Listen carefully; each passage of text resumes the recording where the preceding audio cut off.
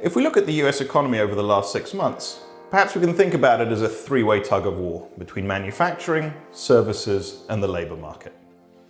Manufacturing has been weak for a while, services have generally held up okay, and the labour market has been quite robust.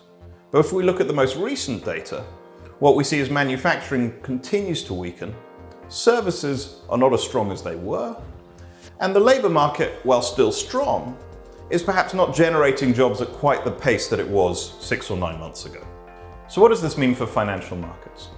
In terms of corporate profitability, you'd expect weaker economic growth to translate into slower earnings growth and perhaps some pressure on margins.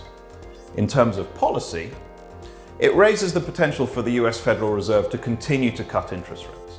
If you think back to the last Fed cut in September, it was accompanied by comments suggesting they weren't sure they were going to need to cut again.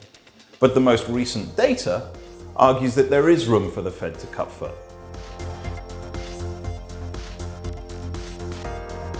So is there anything interesting left to say about Brexit in the absence of any new information? Actually, we think there's one thing that was worth focusing on, and that's really around UK government bonds. Now, up until this point, UK government bonds have been a safe haven. When concerns about Brexit or global growth or UK growth have increased, UK government bonds have done relatively well. And that's what you typically expect.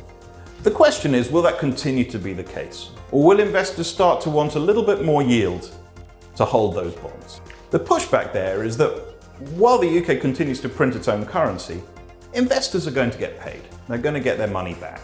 Even if that's true, the process by which you get to that point might not be great for UK government bonds in terms of the price and perhaps the volatility around them. So from a portfolio perspective, in the most recent rebalance, we've shifted our government bond exposure a little bit. We continue to hold government bonds across most portfolios, but we've moved away from the UK a little bit.